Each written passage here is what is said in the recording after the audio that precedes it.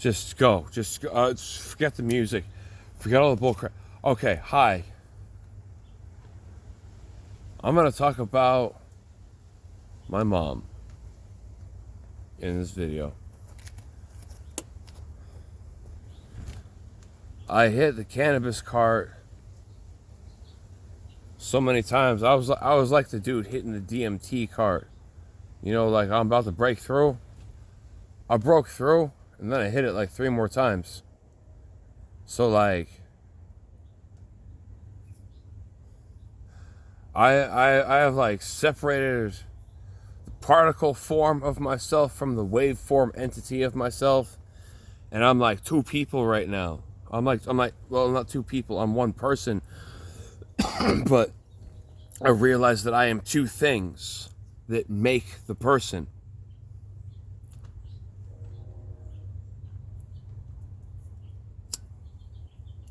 I don't know.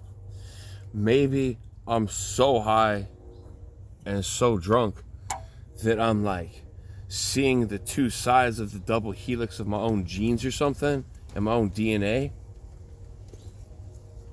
I'm not really sure.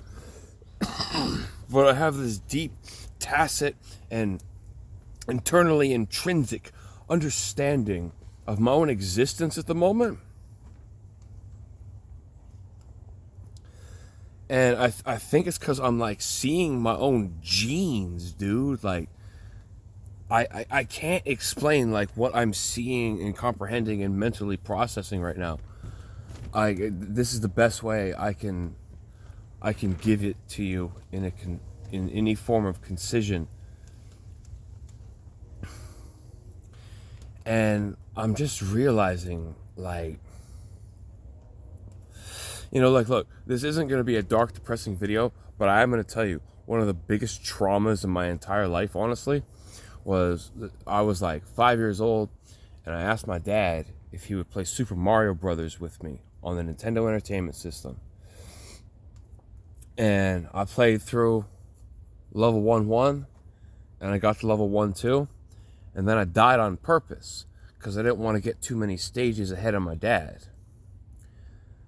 And then he was playing Luigi, and then he lost all his lives and game overed on the first stage. And then I just remember him saying, I think I hear the telephone ringing. I have to answer it because it's a business call. And the telephone wasn't actually ringing, but he just didn't want to play video games with me. My dad was, you know, technologically illiterate is the thing. I mean, okay, look, let me explain it to you this way. I'm not trying to talk bad about my dad. I'm just trying to explain that he was technologically illiterate in that, like, he never understood the pause, play button, the rewind, fast forward, previous chapter, next chapter, stop, record. You know, that symbology for like any video media format that has ever existed. You know what I'm talking about? My dad didn't understand what those symbols meant, ever. But he was a master carpenter, genius mathematician. That's why it was always weird to me. It's like, you don't know how to fast forward a VHS. You don't know how to rewind a VHS tape.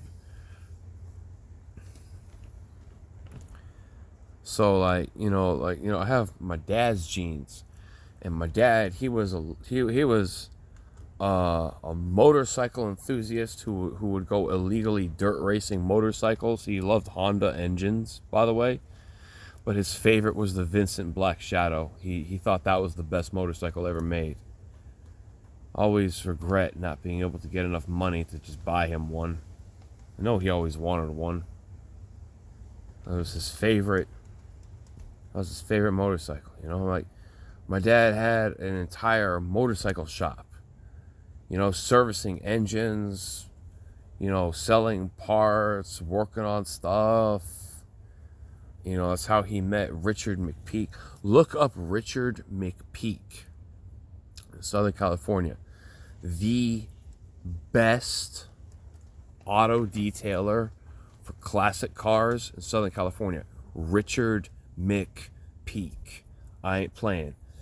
I have watched this dude my entire life just do freehand, like as perfect as a freaking machine, pinstriping across vehicles on a daily basis, like he's just signing his own signature and giving it no thought and putting zero effort into it. Absolute perfection by hand every time. And he himself knows plenty of graphic guys, dudes who can do car wraps, you know what I'm saying? We use McPeak for all our vehicles, man. So yeah, my dad was a lumberjack and a marine and a carpenter and all this, man. So, I get all my manly genes from my dad.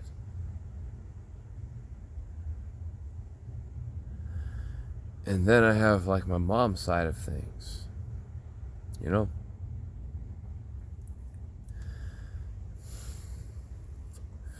that's where you learn the compassion and the nurturing and the patience.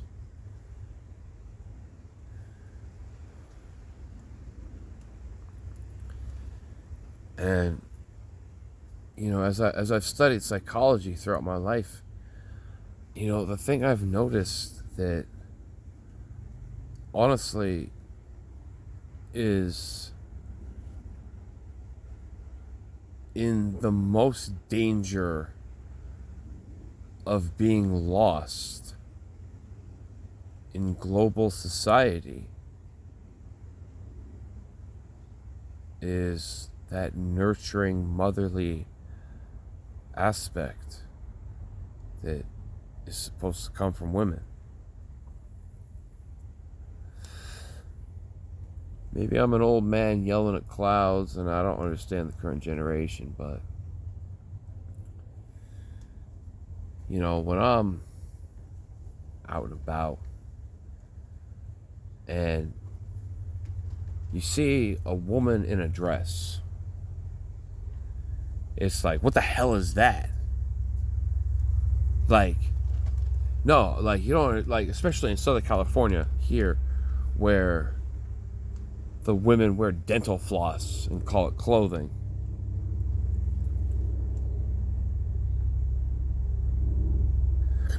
When you see a woman in a dress,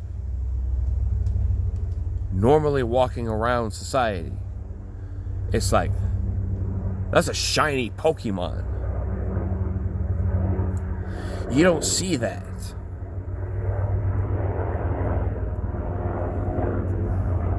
At least in this progressively venomous and decaying, toxicifying, metrosexualized society that I have found myself living in, that bleeds out from Los Angeles.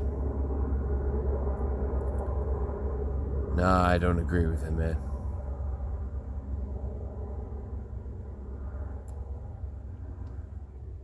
Nobody's a man or a woman anymore. Everyone's just a person. Everyone's a people.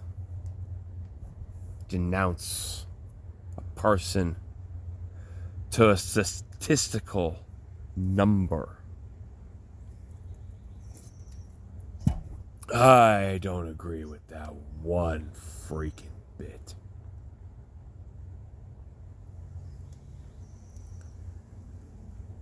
Every time you look at another human being, if the first thing you don't consider is that they were born as a union of two people's genes, and they are a life that is a duality amalgamation of two entire people's lives and everything they've ever learned and been. If you don't start considering another person that way, you are making a grave mistake.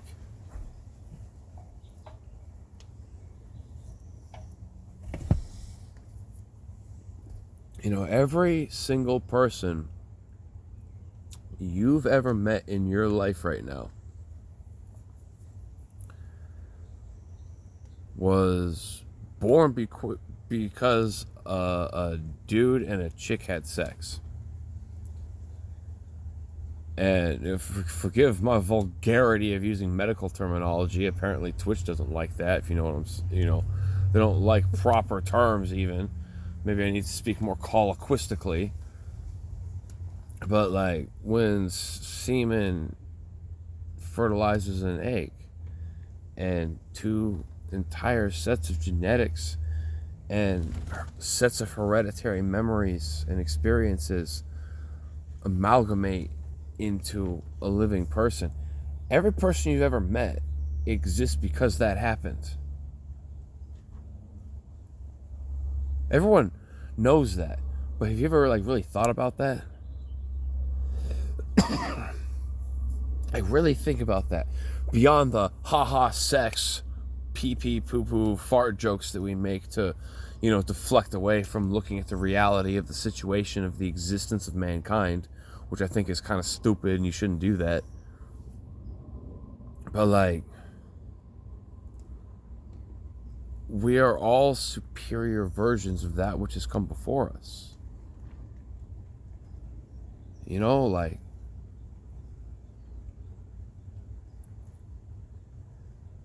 and like, I don't know, man. I think that the fact that all of these things can be imprinted upon this a body, even not just a human body. We prove that it exists with mice, rats, cats, dogs, dolphins, fish, crocodiles, snakes, birds. Do you know about the monarch butterfly? I'm drunk. I'm going to talk about whatever the absolute hell I want right now. Do you know about the monarch butterfly? Everyone's seen a monarch butterfly before. It's one of the most prolific and well-known butterflies in the entire world. Do you know that despite the monarch butterfly spreading out so far across the north from whence they spawn, every monarch butterfly comes all the way back, not to a spawning ground region, but to a single tree in South America. One tree. A single giant ass, ancient, monolithic, avatar ass, Yggdrasilian monstrosity of an ancient tree that is older than most people can trace their bloodlines back to. This giant ass freaking single tree. Every monarch butterfly in the world is like, yo, it's respawn season. We all going back to that tree. And they migrate all the way back there. That's freaking insane. It's a tiny little insect with giant wings. Its freaking brain is the size of the Flintstone in this lighter, maybe even smaller.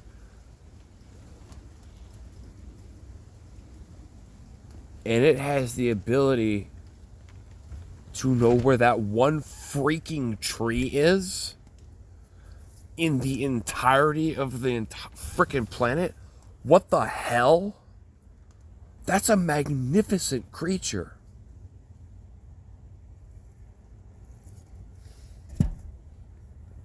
That's incredible, dude. I freaking love nature. And I inherited all that from my dad, who took like every single class at UCR. Back when a college class was like $75 for a semester. Can you imagine that? $75 for a semester. That's like a month. Like, work at McDonald's for a month, you can afford a semester at college. My dad accumulated a lot of knowledge he passed on to me. Raw, empirical things like that. Then you have my mom. That's where I inherited a lot of other things from.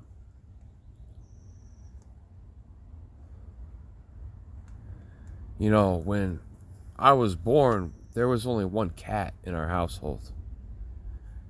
And long before I was born, my mom and my dad, they had two cats. Gandalf and Galadriel. Neither of them was fixed because, you know, they were just like, yo, let's just get these two cats.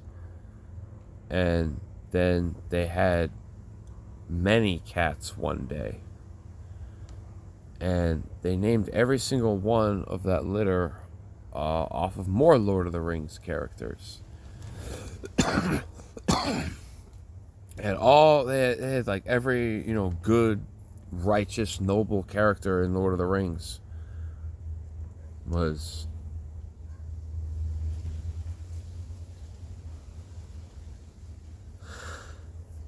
fuck, fucking, fucking fuck. It's okay to cry. It's okay to cry, man. Fuck.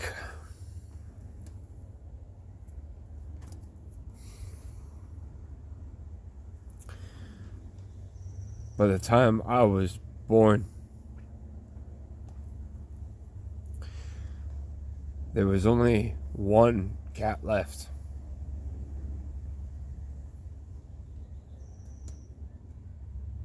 I didn't think this was going to happen, otherwise I wouldn't be crying. I would have tempered myself against it. But hey, whatever. It's fine.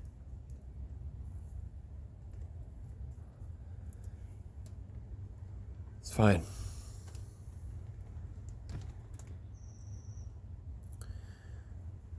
And you know that Aragorn, Gimli, you know, freaking just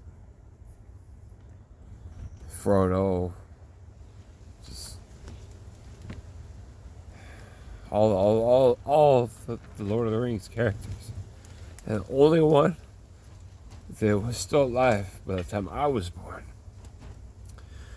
was Pippin.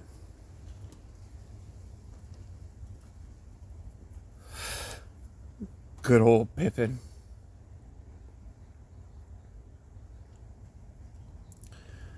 Always loyal to Gandalf. Never doubted him. Any chance he had to be by Gandalf's side and learn from him, admire him, feel safe in his magnificent protection. Never questioning, always believing with faith. Pippin. Good old Pippin.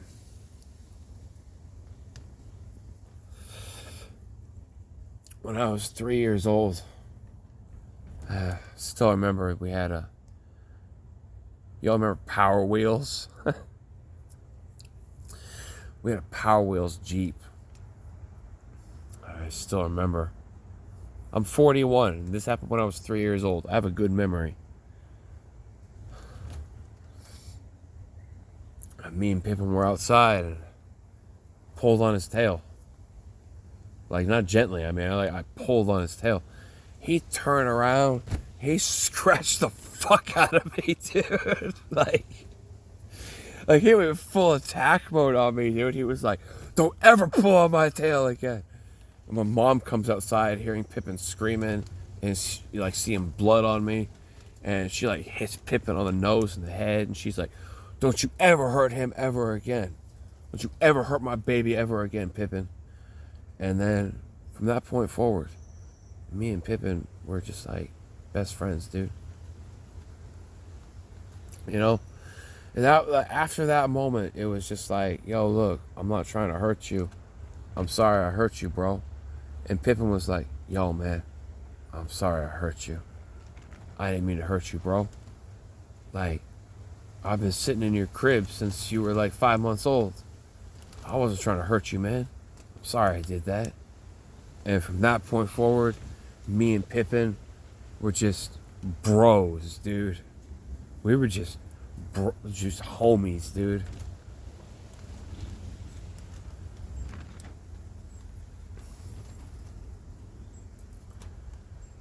You know, like, I love video games and all that, but like, you know, Pippin was an outside cat. He knew how to live outside. He was cool. So I would just go outside with cat toys and strings, broken jump ropes or whatever, and I would just run around the yard with him.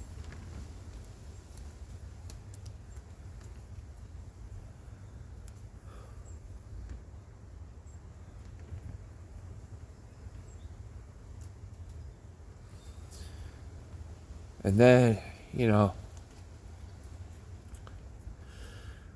we moved into a new house, and he didn't have the normal outside shelter he would normally have because he liked to be outside.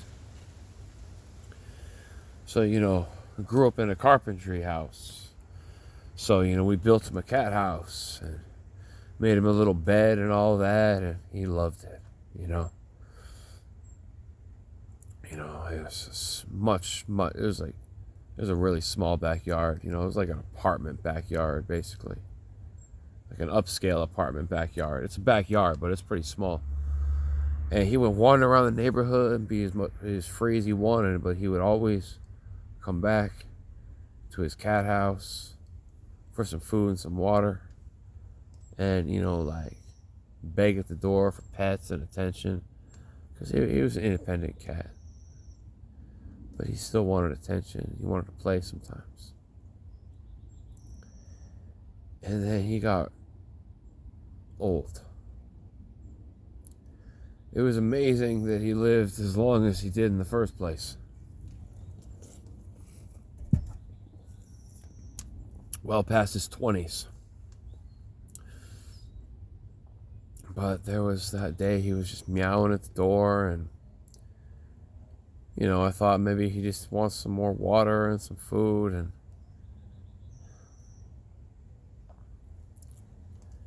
his eyes were just covered in this weird slime. They were really puffy. You know, I was used to him like getting into fights and taking him to a vet and getting him medication, you know, but this was just like, this wasn't because he got into a fight, you know. It was just old. We took him to a vet, and they're like, nah, he's old. I'm surprised he's this old. He's like 22 years old or something. He's an old cat. Cats don't normally live this long. He really, like, especially outdoor cats. He must really feel safe. Just always feel like he has a really safe place to come back to, you know?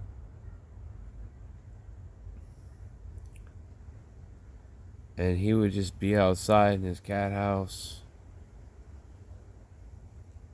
all day, not moving, not eating, not drinking. Sometimes he'd drink a little bit, eat a little bit, stand at the door and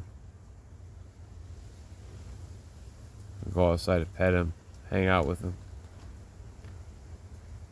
He'd go back in his cat house after a few minutes.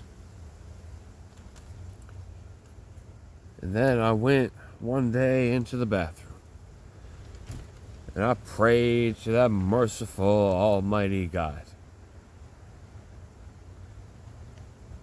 Feverishly, with many tears. I asked If I could just play with Pippin one last time.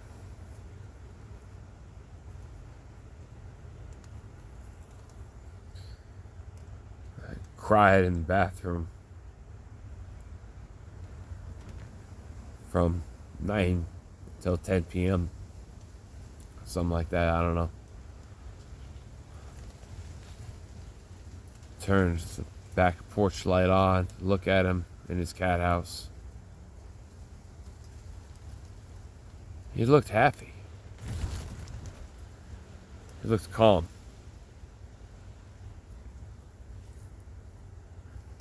Shut the light off. Turned on Nick at Night. Sat out on the couch just in case he, came to the back door. Just in case he needed something. I fell asleep and then woke up the next day. He was at the back door. Thought it was a dream. His eyes were clear, bright, vibrant.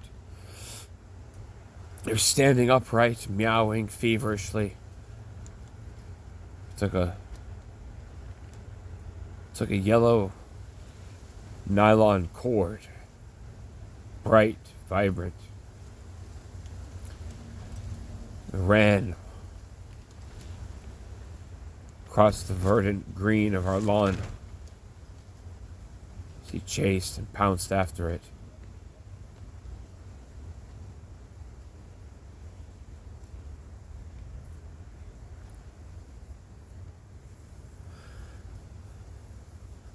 All the way until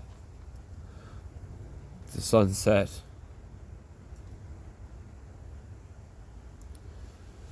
My mom came out and offered food a couple times. I declined. Just kept running.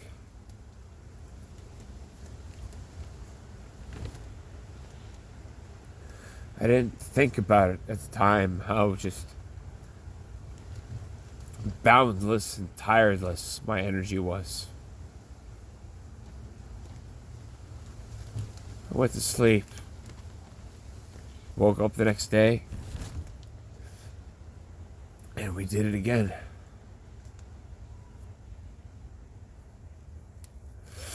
Ran around the whole neighborhood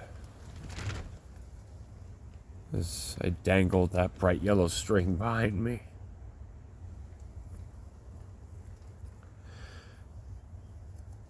He had his appetite back.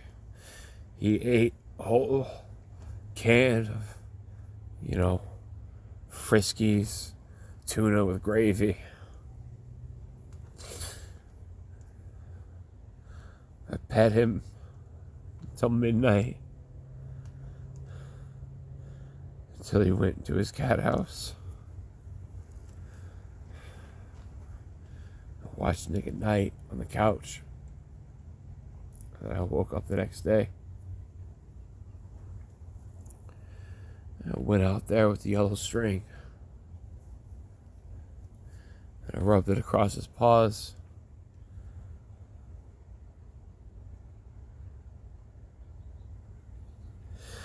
And he didn't wake up that time.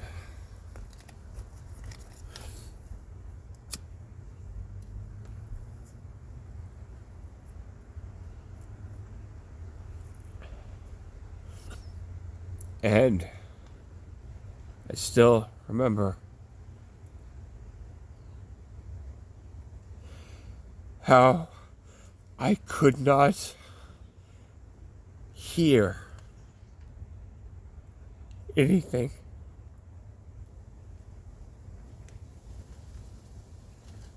For like 3 days, man.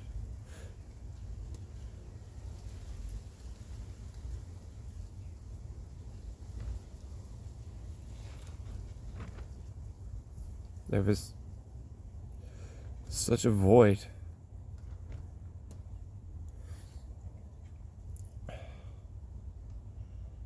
And in my foolish and ignorant youth, I blamed God. Angrily and with an embittered, hate-filled heart. For many years, I blamed God. For so many years, that hate echoed inside my chest. You proved to me that you could heal Pippin.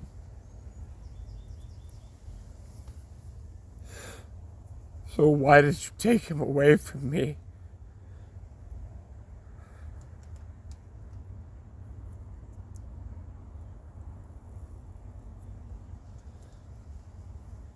That was the first time that I felt light and darkness coexisting in my heart.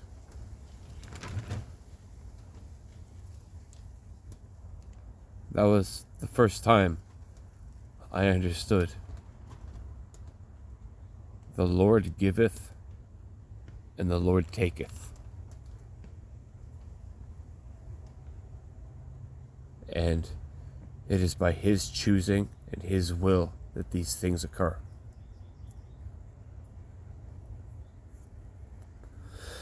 While I was young, I was angry at God.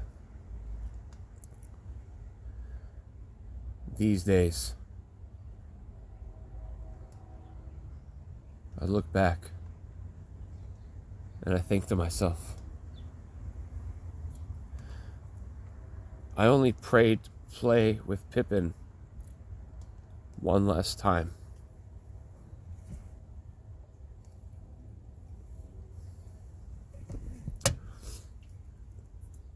But the Lord is good, and He is magnanimous.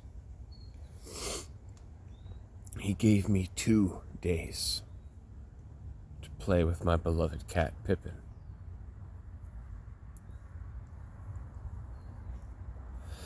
He gave me twice what I asked for. He gave me more than that for which I pled. Truly, He overfilled my cup until it was spilling out the brim. For the Lord is merciful, and His bowels abound with mercy beyond our comprehension.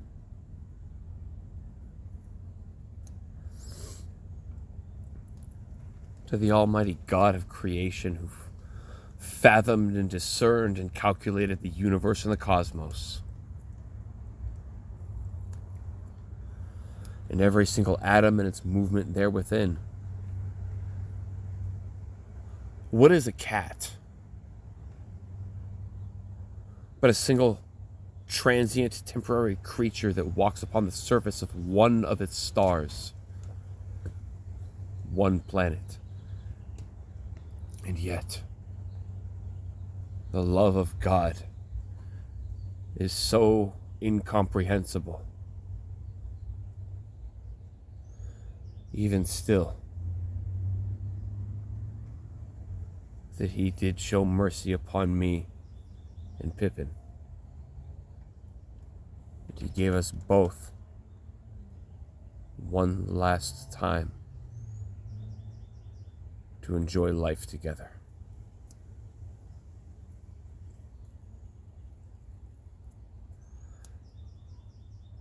And that is a memory that I cherish greatly.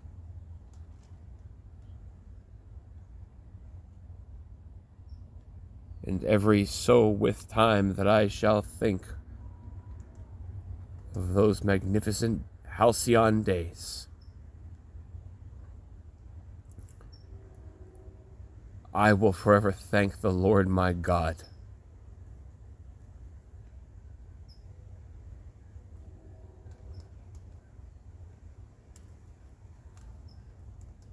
I love you, Pippin. I know you're up there still, man. I know you're waiting for me.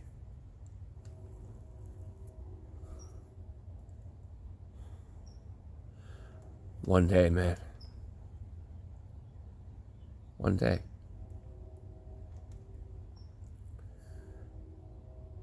We'll get to run through those fields with you again. With that yellow string.